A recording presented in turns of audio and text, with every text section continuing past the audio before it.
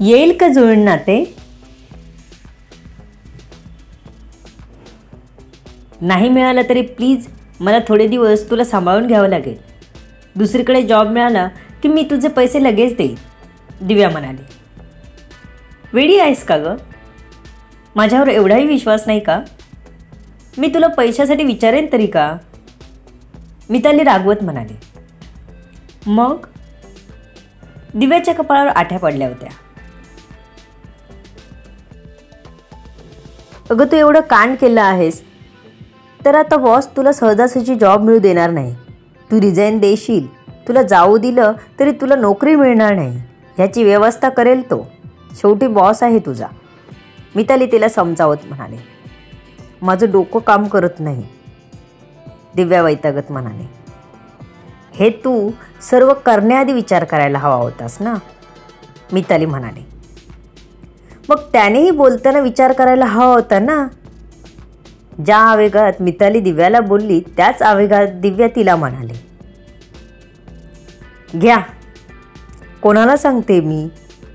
ज्याला शिक्षा द्यायला हवी होती तो मोकाट फिरतोय आणि ही बॉसची डोकी फोडत बसली आहे. जा आणि त्याचं एकदा डोकं फोडून ये.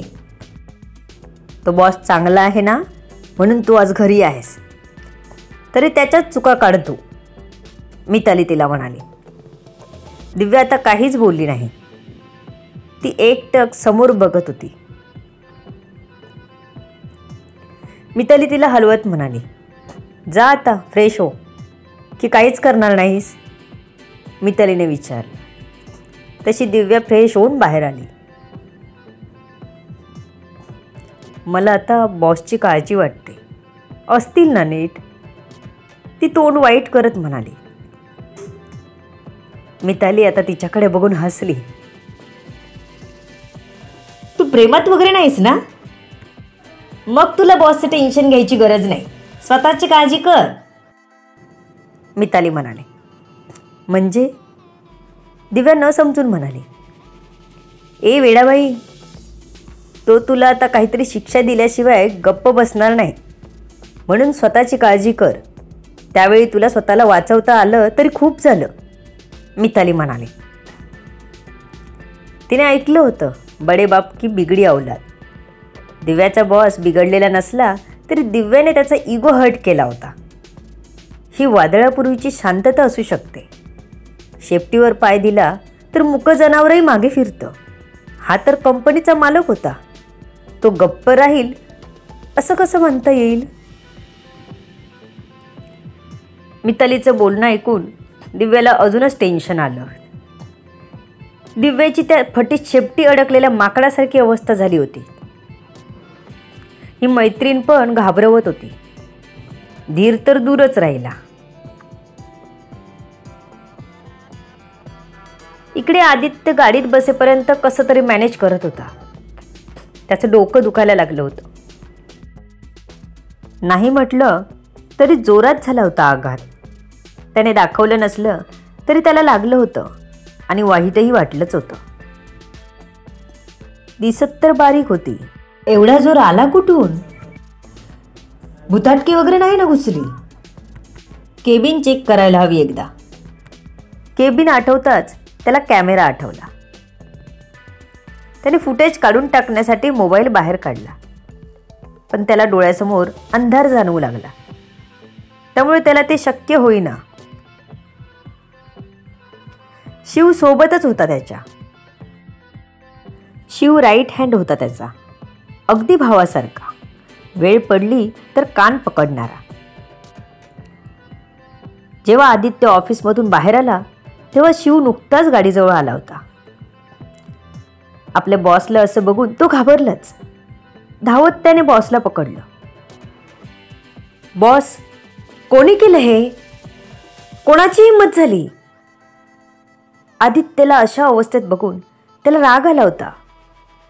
त्याने लगेच तुकारामकडे बघितलं, म्हणजे त्याला काही माहीत असेल असं. पण तुकारामने मान हलवली.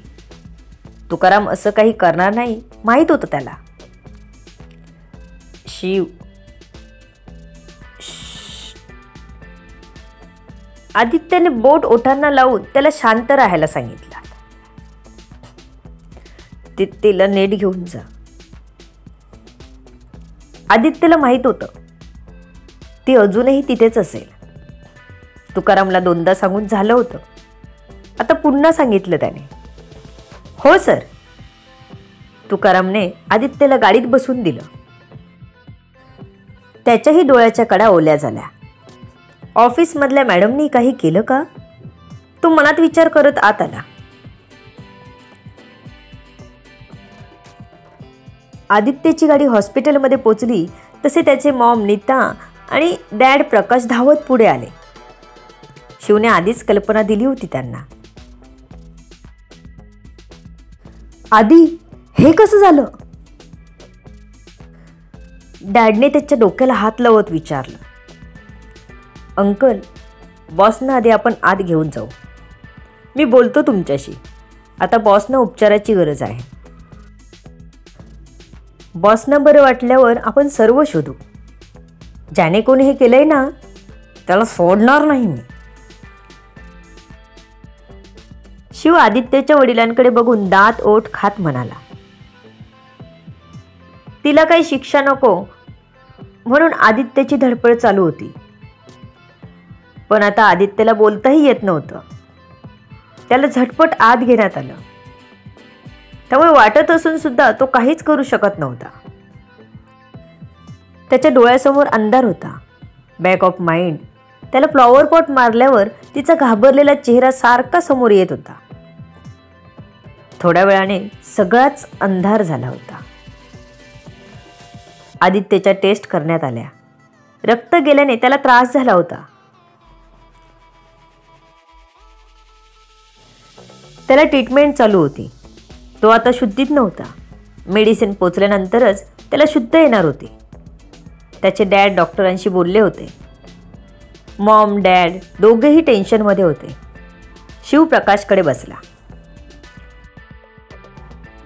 अंकल, नक्की काय घडलं कोणालाच माहीत नाही. मला वाटतं आपण एकदा CCTV फुटेज चेक करावे. तुकारामला विचारलं तर माहीत नाही म्हणाला. त्याला एकदा कॉल करून बघतो.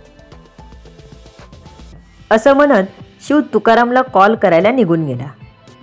हॅलो, शिव बोलला. हॅलो शिव सर, बोला. तुकाराम म्हणाला. त्याला माहीत होतं बॉसबद्दल काहीतरी विचारायला फोन केला असणार.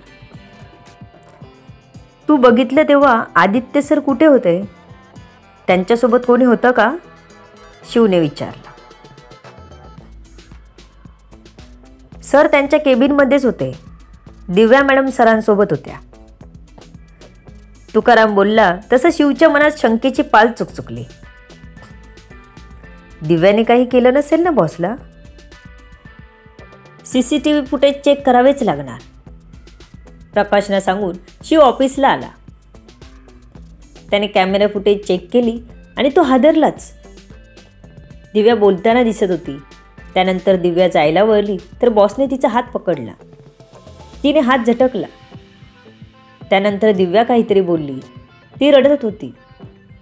त्यावर बॉस काहीतरी बोलला आणि अचानक तिने फ्लॉवर पॉट उचलून बॉसच्या डोक्यात घातला.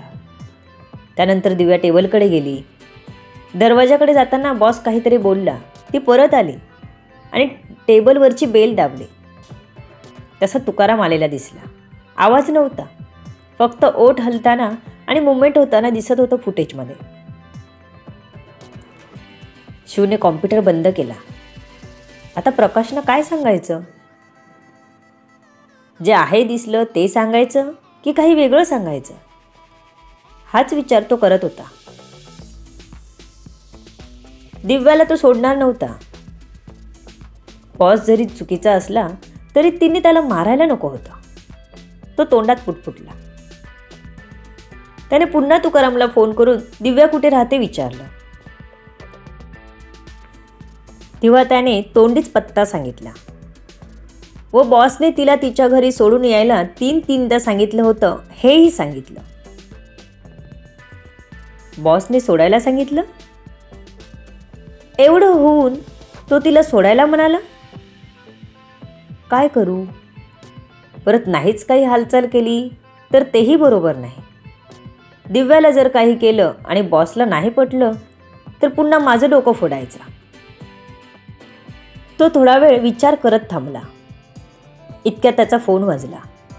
बघितला तर बॉसच्या डॅडचाच होता. शिव, काही कळलं का? त्यांचा आवाज थोडा कापरा झाला होता.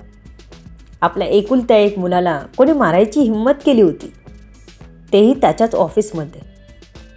म्हणून त्यांचा जीव वर खाली होत होता. To be continued. बघू पुढे काय होतंय. आता काय सांगेल शिव? खरं काय ते सांगेल की लपवेल हे तर वेळ आल्यावरच कळेल. दिव्यासोबत आता नेमकं काय घडेल? काय करेल शिव? काय असेल आदित्यची रिॲक्शन? ऐका फक्त RB व्हायरल फीवरवर.